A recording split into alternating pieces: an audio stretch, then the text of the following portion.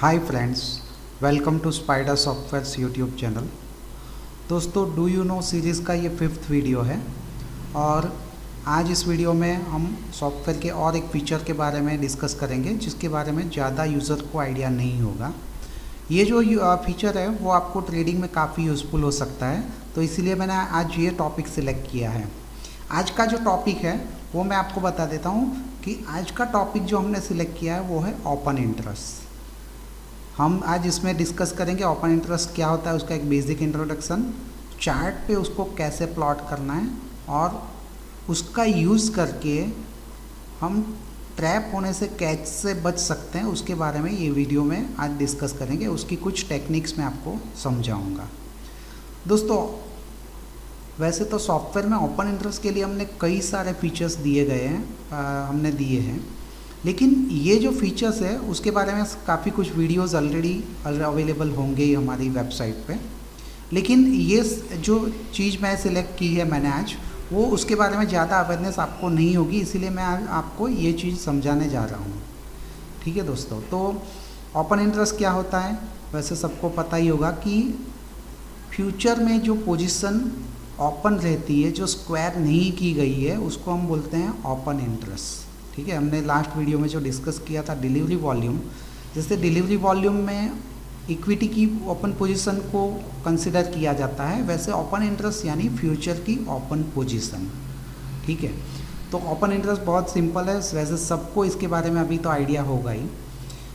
Chart पे उसको कैसे प्लॉट करना है वो मैं आपको समझाऊंगा इफ़ेक्टिवली। चार्ट पे उसको कैसे प्लॉट कर सकते हैं जो ज़्यादा मीनिंगफुल हो वो मैं आपको समझाऊंगा और आगे हम डिस्कस करते हैं उसके बारे में। तो चलिए हम चार्ट पे जाते हैं और आपको ये बताते हैं कि उस पर कैसे उसको प्लॉट करेंगे हम। दोस्तों, हमने ये सॉफ्टवेयर स्टार्ट कर लिया है। ओपन इंटरेस्ट है तो ऑब्वियस है कि आपको फ्यूचर के चार्ट्स पे जाना पड़ेगा। मैं यहाँ पे निफ्टी फ्यूचर का चार्ट मैंने ओपन किया और यहाँ पे मैं फ्यूचर का ग्रुप अप्लाई कर रहा हूँ चार्ट पे। करंट मंथ फ्यूचर मैंने चार्ट पे अप्लाई कर दिया है। अभी नीचे जो आपको दिख रहा है वो वॉल्यूम है। इस पे अगर ओपन इंटरेस्ट प्लॉट करना है, ये जो चार्ट है उसका टाइम फ्रेम डेली है, मैं डेली चार्ट पे उसको प्लॉट कर रहा हूँ और डेली चार्ट पे ये प्लॉट होगा। यहाँ से हमें यूज़ करना है add study trade oblique open interest. ठीक है, अगर आप इक्विटी के चार्ट पे इसको प्लॉट करेंगे तो वो आपको नंबर ऑफ ट्रेड बताएगा, और यही चीज़ अगर आप फ्यूचर के चार्ट पे प्लॉट करते हैं तो वो आपको ओपन इंटरेस्ट बताएगा। ठीक है, तो इसमें कंफ्यूजन ना हो, ये मैंने आपको बता दिया। अगर ये ओपन इंटरेस्ट को मैं डायरेक्टली इस चार्ट पे प्लॉट करता हूँ तो उसका रिप्रेजेंटेशन कैसे होगा? तो ये देखिए, उसका बाय डिफ़ॉल्ट रिप्रेजेंटेशन है। ठीक है, इसको कैसे यूज़ करना है इतना आपको इजीली आइडिया नहीं आएगा। ये जो है वो ही इंडिकेट कर रहा है ओपन इंटरेस्ट बढ़ा, ये ओपन इंटरेस्ट है, ये नीचे आया, ओपन इंटरेस्ट नीचे आया, ये बढ़ा बढ़ा वैसे दिख रहा है। ठीक है, लेकिन इसको और मीनिंगफुल बनाने के लिए हमने सॉफ्टवेयर में एक अच्छा फीचर दिया है, वो मैं आपको बता देता हूँ। आपको क्या करना है, स्टडी को जब प्लॉट कर रहे हैं तभी आपको यहाँ से यूज़ करना है डिस्प्ले स्टाइल OI4 कलर। ठीक है, डिस्प्ले स्टाइल में ओपन इंटरेस्ट 4 कलर में दिखे ऐसा हमने सेटअप यहाँ पे किया है। अभी मैं इसके कलर थोड़े चेंज कर देता हूँ ताकि हम इजीली उसे समझ पाए। और वो क्या है, ये 4 कलर क्या है वो भी मैं आपको बता देता हूँ ताकि आपको उसके बारे में भी आइडिया आ जाए। ठीक है, ये मैंने उसको मॉडिफाई कर दिया। दोस्तों, आप सबको पता ही होगा कि सॉफ्टवेयर के अंदर एक जो रिपोर्ट हमने दिया है that is NSE derivative open interest report, वहाँ पे आप ये देखा होगा आपने कि यहाँ पे 4 फिल्टर परसेंटेज फिल्टर हमने दिए हैं। ये price up OI up that is long buildup, price up OI down that is short covering, price down OI up that is short buildup, price down OI down long unwinding.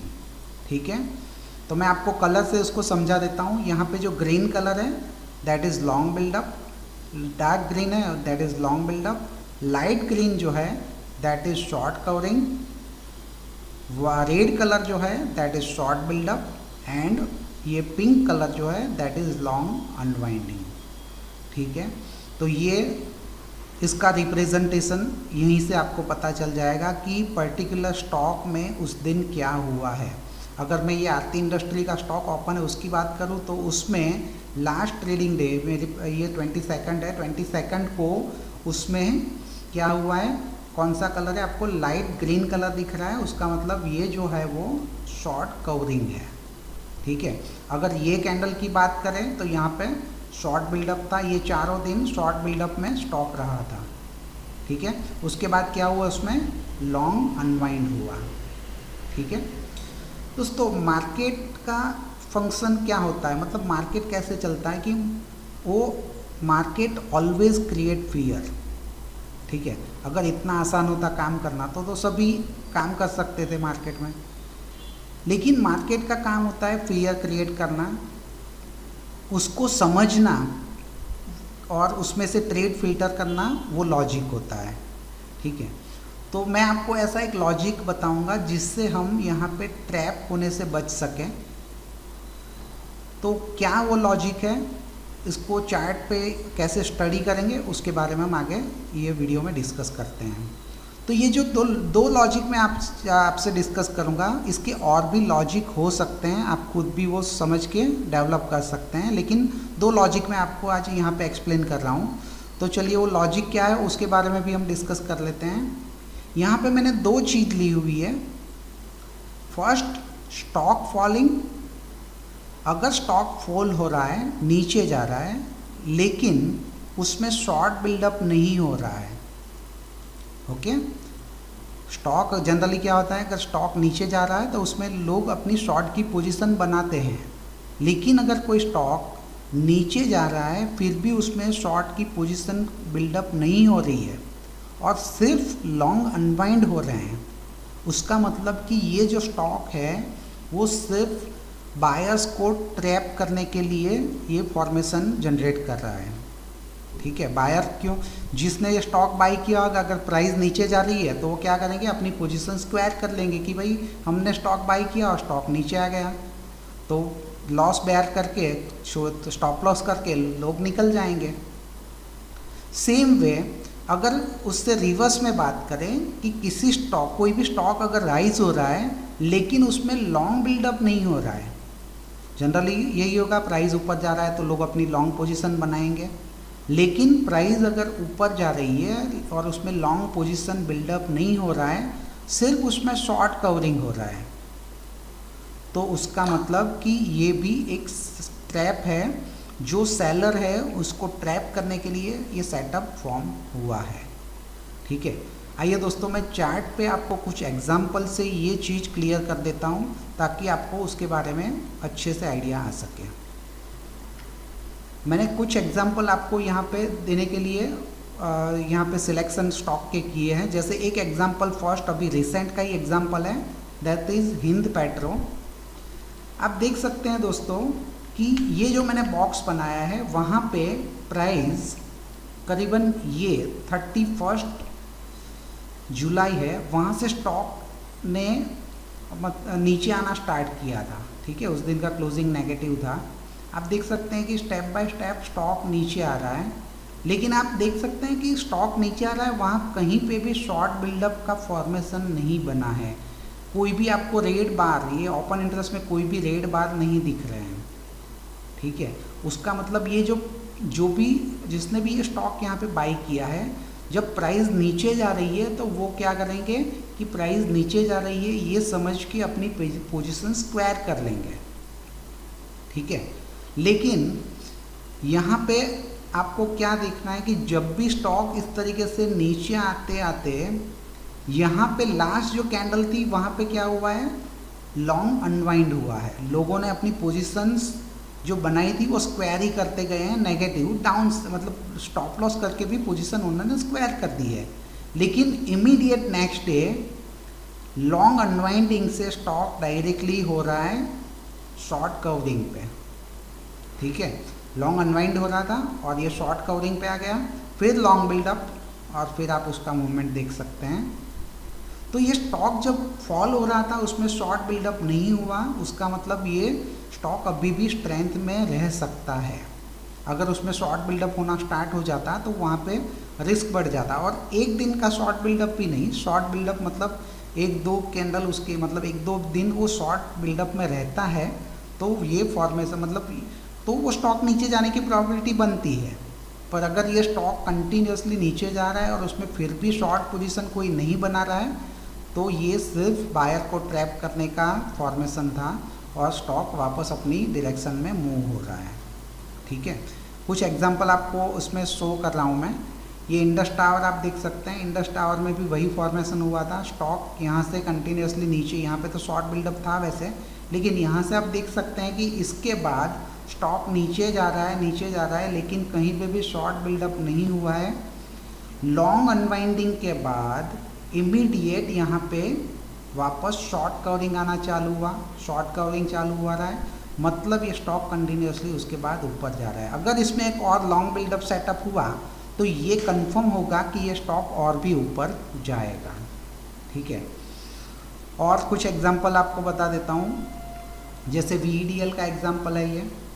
ये stock यहाँ से fall हो रहा था, ये short buildup था, उसके बाद आप देख सकते हैं सिर्फ एक दिन उसमें शॉर्ट बिल्डअप का फॉर्मेशन हुआ था, लेकिन उसके बाद वो स्टॉक नीचे गया है, फिर भी शॉर्ट बिल्डअप नहीं है और यहाँ पे वापस उसमें शॉर्ट कवरिंग का सिग्नल दिया है। Long unwinding and short covering, short covering के बाद आप देख सकते हैं कि स्टॉक में काफ़ी अच्छा मूवमेंट देखने को मिला है। अगर इसमें भी आगे अगर लॉन्ग बिल्डअप का सेटअप स्टार्ट हो जाता है तो ये स्टॉक एक अच्छी रैली दे सकता है। टाटा पावर में ऐसे दो एग्जांपल थे जो मैंने मार्क किए हैं।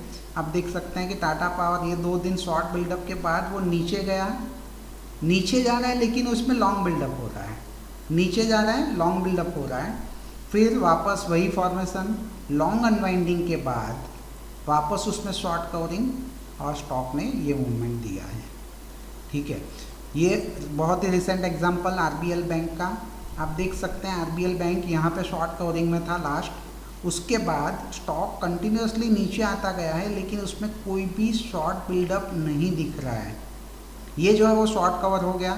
मान लीजिए यहाँ पे जिसने शॉर्ट किया होगा, शॉर्ट करके जो गए हैं आगे, उन्होंने पोजीशन स्क्वायर करनी चालू कर दी है, पोजीशन स्क्वायर करनी चालू कर दी है। और यहाँ पे एक लॉन्ग अनवाइंडिंग के बाद अगर मान लीजिए यहाँ पे कोई बाई करके गया है तो उसको भी मार्केट तो डराएगा ही, उनको भी यहाँ पे एग्जिट करवा देगा और फिर वापस वही फॉर्मेशन, लॉन्ग अनवाइंडिंग के बाद एक शॉर्ट कवरिंग देखने को मिला और फिर वो शॉर्ट कवरिंग आगे बढ़ता गया और ये फॉर्मेशन बना है। ठीक है, ये ट्रेड अगर पॉजिटिव कन्वर्ट होता है तो उसके लिए इसमें रिक्वायर्ड है एक long buildup setup, at least 1-2 long buildup setup यहाँ पे फॉर्म होते हैं तो ये अपनी रैली कंफर्म करेंगे अप साइड की। ठीक है, तो ये एग्जांपल मैंने आपको बताया जहाँ पे फर्स्ट फॉर्मेशन हुआ है कि प्राइस नीचे जा रही है लेकिन फिर भी उसमें शॉर्ट बिल्डअप नहीं हो रहा है तो वो स्टॉक ऊपर जाने की प्रोबेबिलिटी है और इस तरीके से हम उसको कंफर्म कर सकते हैं। लेकिन ये हम तभी समझ पाएंगे जब ये फॉर्मेशन, ये कलर्स को हम समझेंगे। ठीक है, तो चार्ट पे सिर्फ ये लाइन प्लॉट करके, ये कलर प्लॉट करके भी आप उसको अच्छी तरीके से इंटरप्रेट कर सकते हैं, उसमें ट्रैप होने से आप बच सकते हैं। ठीक है, और कुछ एग्जांपल वैसे रिवर्स जो एग्जांपल है, जैसे जहाँ पे प्राइस ऊपर जा रही है और स्टॉक नीचे आ रहा है, मतलब सॉरी प्राइस ऊपर जा रही है लेकिन उसमें ये देखिए, उसका एक एग्जांपल मैं आपको बता देता हूँ। टाइटन प्राइस ऊपर जा रही है लेकिन उसमें लॉन्ग बिल्डअप हो ही नहीं रहा है। ठीक है, प्राइस ऊपर जा रही है लेकिन उसमें लॉन्ग बिल्डअप नहीं हुआ है, तो आप देख सकते हैं कि उसके बाद स्टॉक ने रिवर्सल देना चालू किया, शॉर्ट बिल्डअप हुआ और एक बहुत बड़ा फॉल देखने को मिला है यहाँ पे। इसके बहुत ज़्यादा एग्जांपल मुझे नहीं मिले हैं, 1-2 एग्जांपल मिले, एक टाइटन का है और एक एग्जांपल था उसका, हाँ ये LTTS। इसमें भी आप देख सकते हैं कि ये प्राइस ऊपर जा रही है लेकिन कहीं पे भी उसमें लॉन्ग बिल्डअप नहीं हुआ है तो आप उसका रिज़ल्ट देख सकते हैं कि फाइनली वो स्टॉक नीचे ही आया है। ठीक है, तो दो फॉर्मेशन मैंने आपको आज समझाए हैं। पहला फॉर्मेशन यही था, stock falling with no short buildup, only long unwinding. तो हमारे लिए वो बुलिश ट्रेड है, हम उसको ऐसे स्टॉक में बाइंग के लिए फोकस करेंगे। और दूसरा जो है कि स्टॉक जहाँ पे बढ़ रहा है लेकिन उसमें अगर लॉन्ग बिल्डअप नहीं हो रहा है, सिर्फ शॉर्ट कवरिंग हो रहा है, तो ऐसे स्टॉक को आप और भी शॉर्ट के लिए सोच सकते हैं। ठीक है दोस्तों, तो आज इस वीडियो में मैंने आपको ये दो टेक्निक बताई है। आप उसको स्टडी करके और कुछ लॉजिक उसमें डेवलप कर सकते हैं। तो ये आपको समझ में आ गया होगा। तो आज के इस वीडियो में यही इतना ही दोस्तों, और नेक्स्ट वीडियो में कोई